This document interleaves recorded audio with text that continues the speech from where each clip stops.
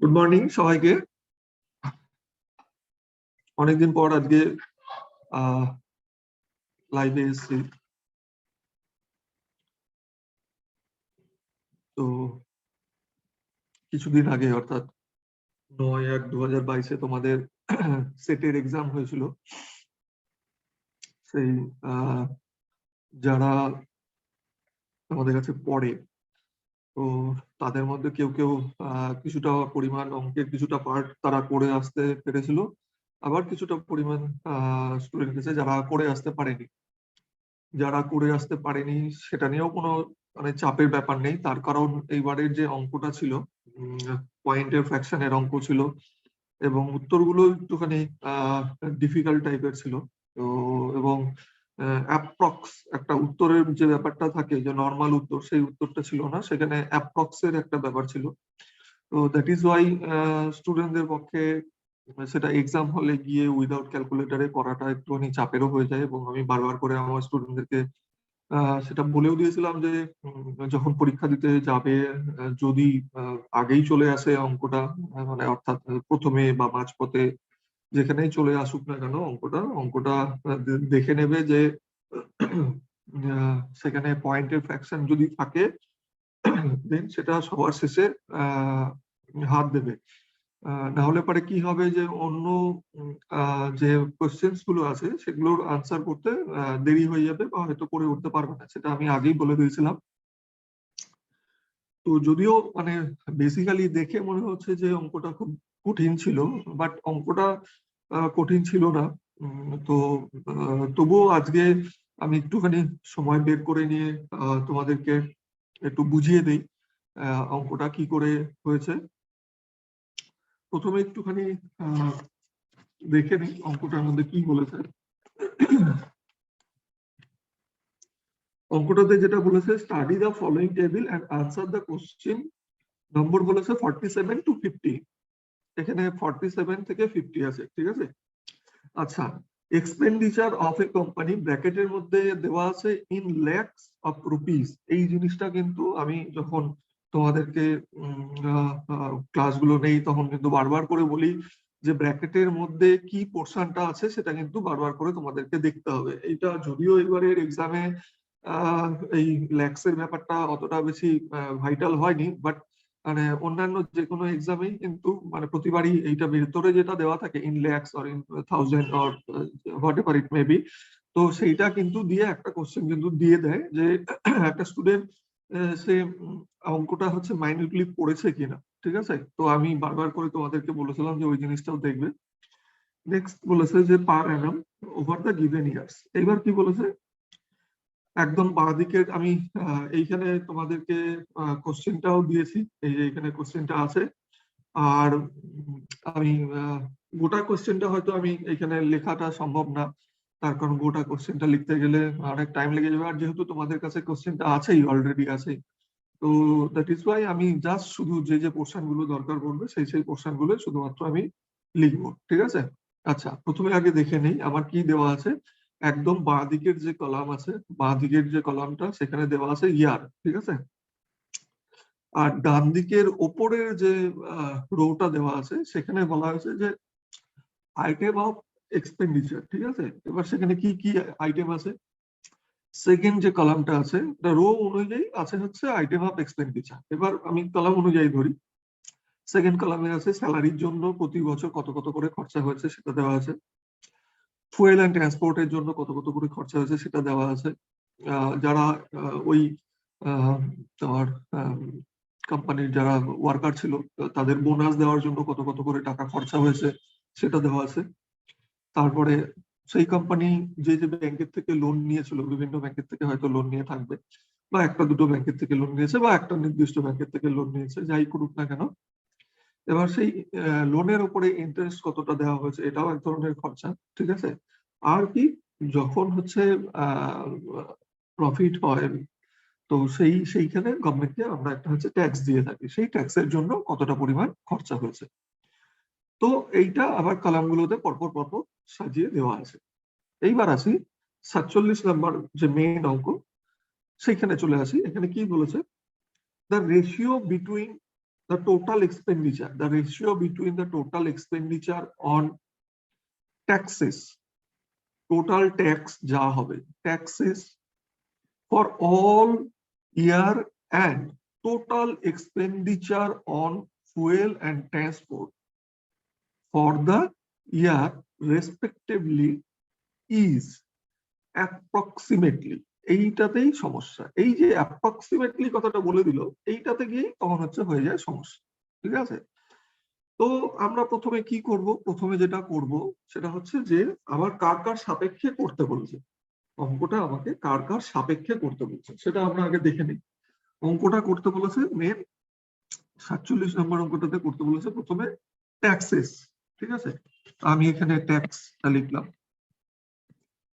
ঠিক আছে, এইবার আমি ট্যাক্স গুলোকে সবগুলোকে যোগ করলাম। এখানে কি কি দেওয়া আছে, figure 83 plus 108 plus 74 plus 88 plus 98, এই সবগুলো মিলে আমার চলে এলো হচ্ছে 451। ঠিক আছে, এটা হলো আমার হচ্ছে ট্যাক্স। আরেকটা কি বলেছে, কার সাপেক্ষে করতে বলেছে রেশিওটা, সেটা বলেছে fuel and transport. Fuel and ট্রান্সপোর্টে কি কি আছে, সেখানে আছে 98, 112, নেক্সট 101, 133 আর 142। এবার ফুয়েল এন্ড ট্রান্সপোর্ট, এইটা যখন আমরা যোগ করছি, ফুয়েল এন্ড ট্রান্সপোর্টে 584, 586। আমি একটু যোগগুলো আগে থেকেই করে রেখেছিলাম যাতে তোমাদের বোঝাতে সুবিধা হয় এবং টাইমটাও যাতে কম লাগে, তোমাদের বুঝতে সুবিধা হয়।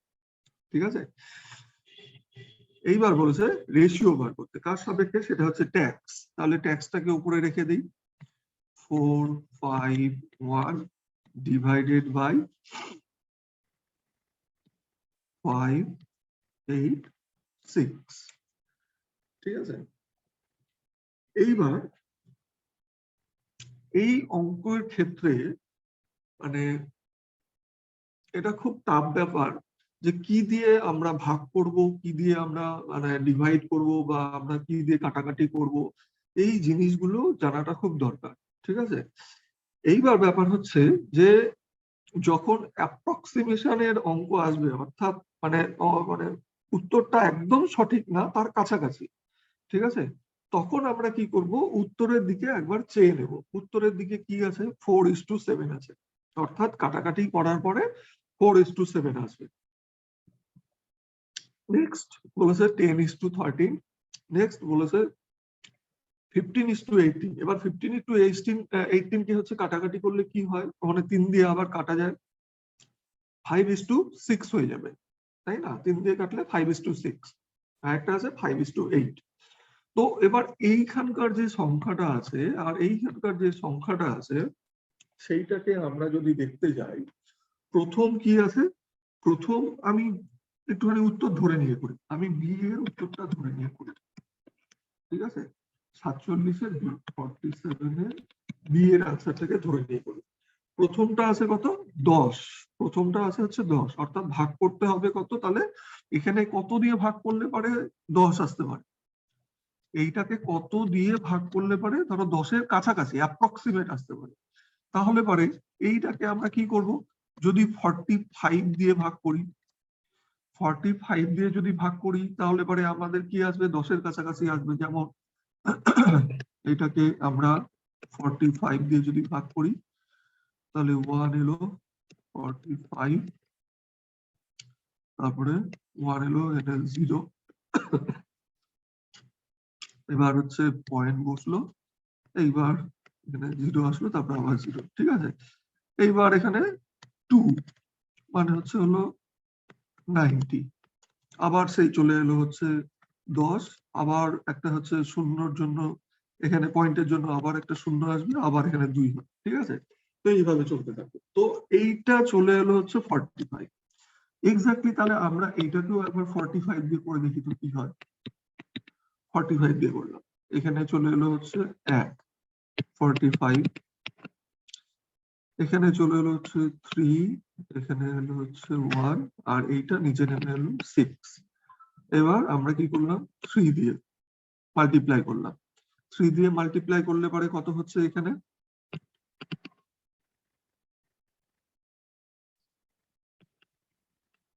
135। তাহলে এখানে কত হলো, 1। এবার পয়েন্ট বসলো, তার জন্য একটা 0 এলো। এইবার আবার এখানে আবার একটা হচ্ছে 0 বসালাম, তার জন্য আবার এখানে একটা 0 এলো। ঠিক আছে, এবার এই একই, এখানে ওই 100 এসেছিল, এখানে 45 আছে, তার মানে কি হবে 2। তার মানে আমার কি হচ্ছে, অ্যাপ্রক্সিমেট, অর্থাৎ আমার এখানে অ্যাপ্রক্সিমেশনটা চেয়েছে। ঠিক আছে, তাহলে আমার কত হলো, 10:30। এটা হচ্ছে 10:30।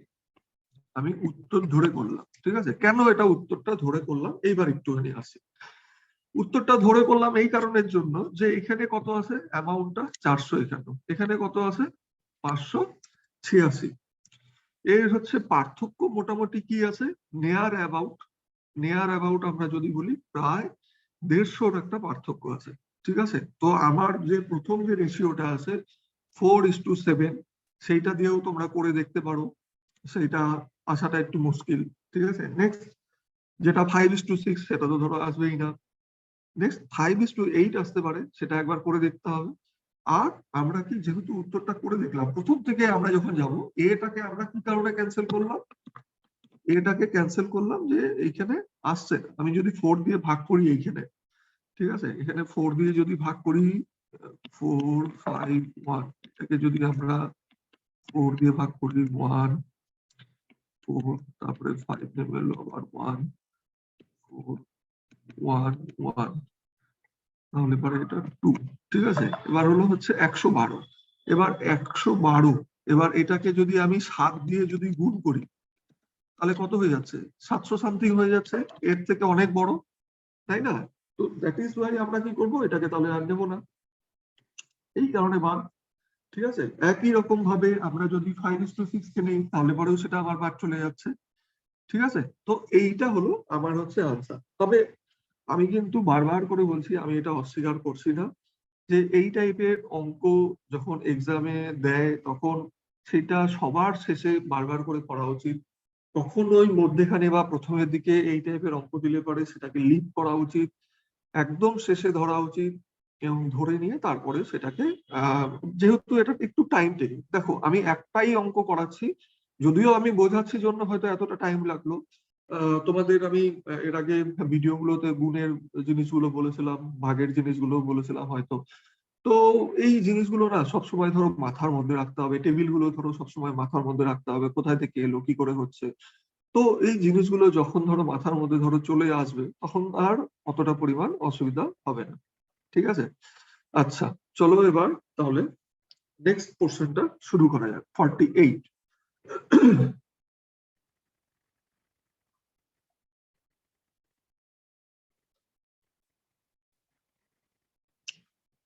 48, 48 এ কি বলেছে অঙ্কটাতে, 48 এ বলেছে total expenditure on all the items in 2014।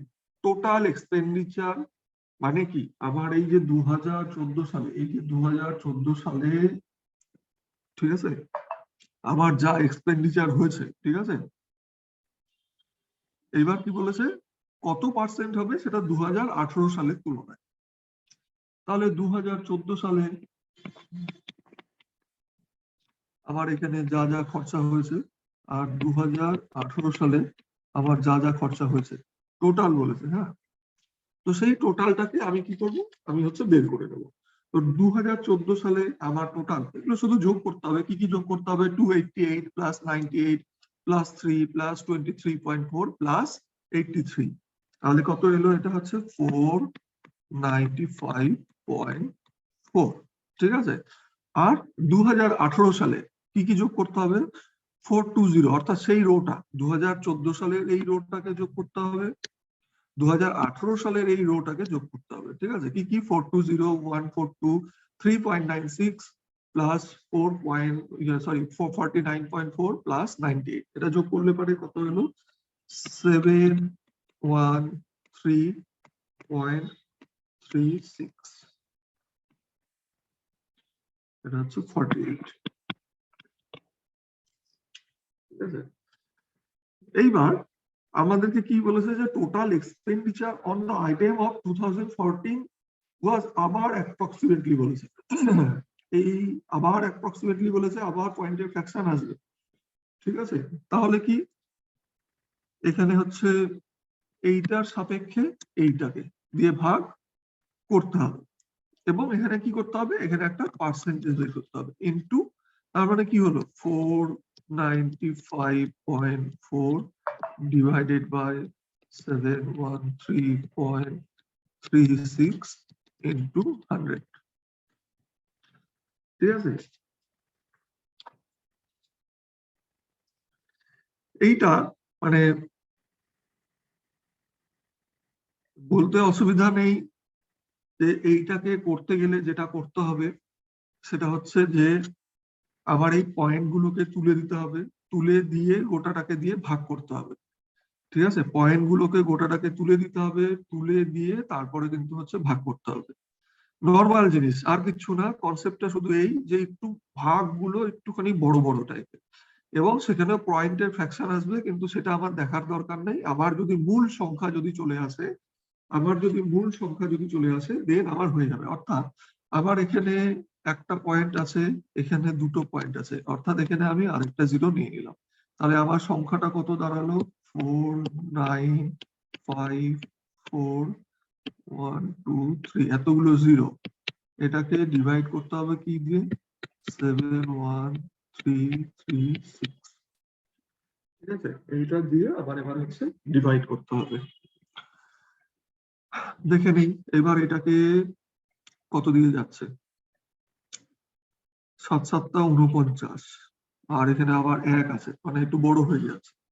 তাহলে আমরা কি করব, প্রথমে 6 দিয়ে করব। ঠিক আছে, তো 6 দিয়ে যদি করি আমার যা আসবে, একবার করেই দেখি। 6 6 36 এখানে করে দেখি, এখানে করছি 6 6 6।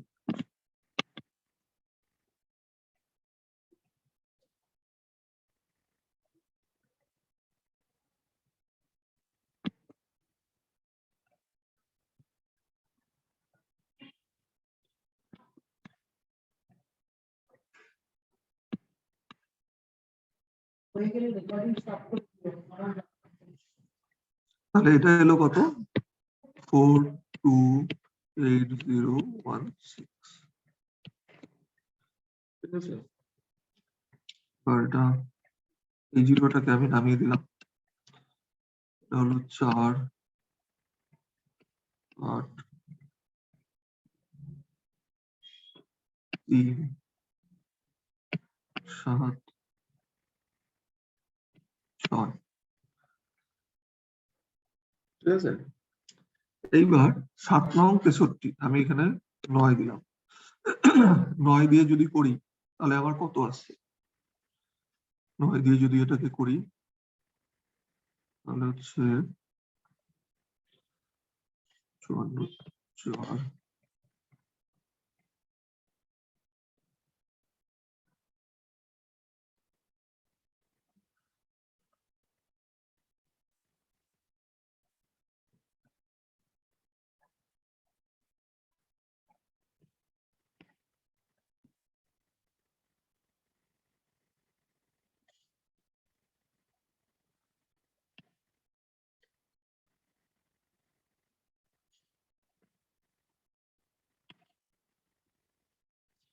দেখো এইবার আমরা যদি উত্তরের দিকে একটু তাকিয়ে দেখি, উত্তরে কিন্তু আমার হচ্ছে সি, অর্থাৎ 48 এর সি আমার কিন্তু এইটা পার্সেন্টেজ দেওয়া আছে, এত পার্সেন্ট অ্যাপ্রক্স, এটাকে মাইনাস করার পর যা আসবে আসবে।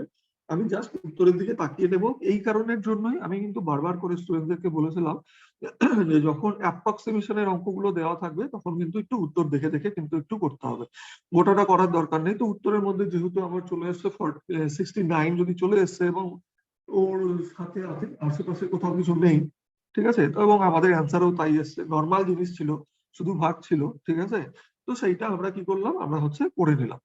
ঠিক আছে, ক্লিয়ার? আশা করি তোমাদের হচ্ছে ক্লিয়ার হয়ে যাবে। এইবার আসছি নেক্সট 49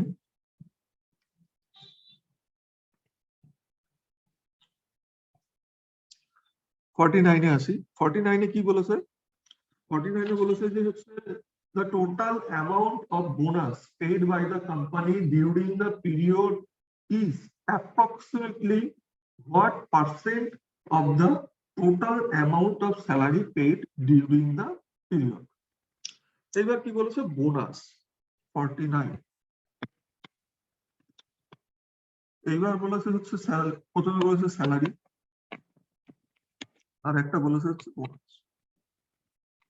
ঠিক আছে, এই স্যালারিটাকে আমরা যোগ করবো আর বোনাসটাকেও যোগ করবো। স্যালারিটা আবার কত আছে দেখে নেই একবার। স্যালারি আছে হচ্ছে 288, কলামটা স্যালারি কলামটা দেখবে 288 প্লাস 342 প্লাস 324 প্লাস 336 প্লাস 420। ঠিক আছে, এটা কত হলো? 1710। আর বোনাস, বোনাস কি আছে সেখানে? সেখানে আছে 3, 2.52, 3.84, 3.68 আর 3.96। এটা টোটালটা আমি যোগ করলাম, এটা হলো হচ্ছে 70। এইবার কি বলেছে? যে বোনাসের সাপেক্ষে স্যালারিটা কত, পার্সেন্টেজটা বলেছে, তাই তো? আনসারটা একবার একটুখানি দেখে নিন। হ্যাঁ, পার্সেন্টেজ বলেছে বোনাসের সাপেক্ষে। তাহলে 17 ডিভাইডেড বাই 1710 ইন্টু 100। এটা দিয়ে এটাকে কাটলাম, হয়ে গেল। এবার এটা কত হলো?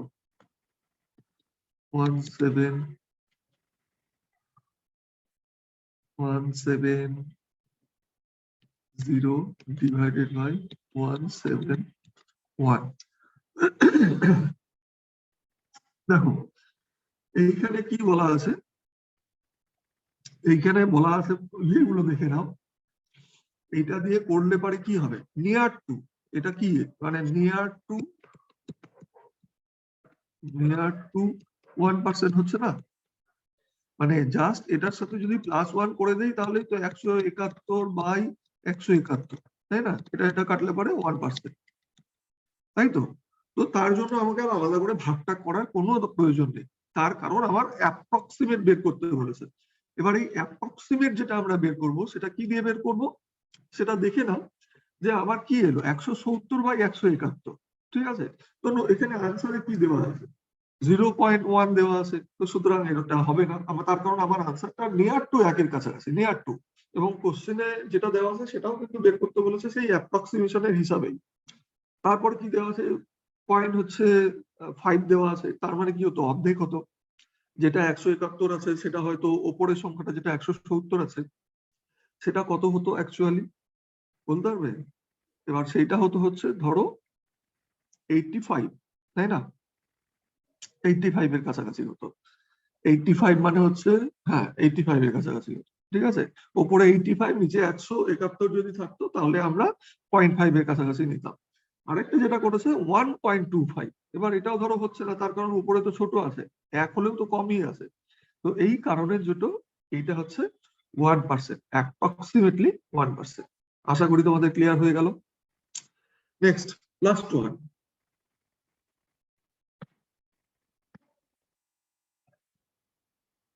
50।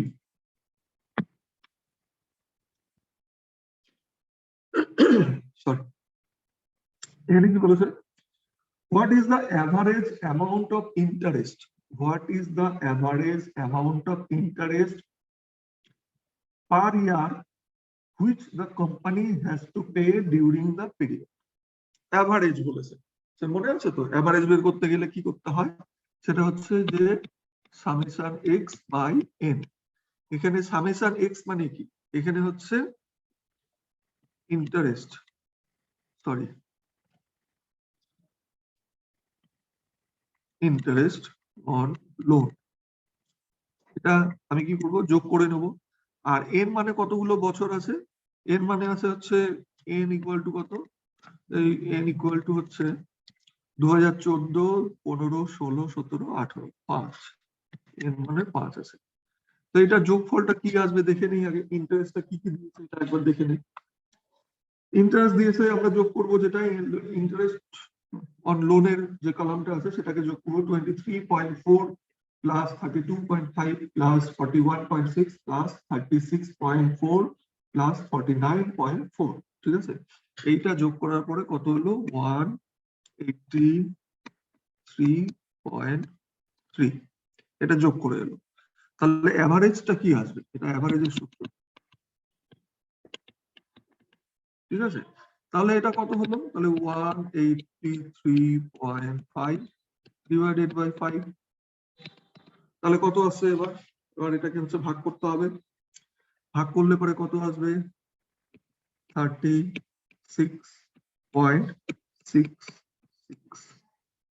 ঠিক আছে, এটা কিন্তু প্রশ্নে এখানে কিন্তু এই যেটা আমি প্রথম যখন শুরুর সময় বলেছিলাম, এখানে কিন্তু দেখো লেখে দেওয়া আছে। ঠিক আছে, আনসারটা কিন্তু ল্যাক্সে দেওয়া আছে। এইবার ব্যাপারটা হচ্ছে যে এইখানে না আরেকটুখানি ট্রিক্স খাটাতে পারতো। ঠিক আছে, যাই হোক খাটায়নি, তার কারণ তার আগে অনেকক্ষণ ধরেই তোমাদেরকে খাটিয়ে নিয়েছে জন্য হয়তো লাস্টের কোশ্চেনটা মানে এইরকম ভাবে দিয়ে দিয়েছিল। ঠিক আছে, যা শুধু ভাগ, আর কিছু না।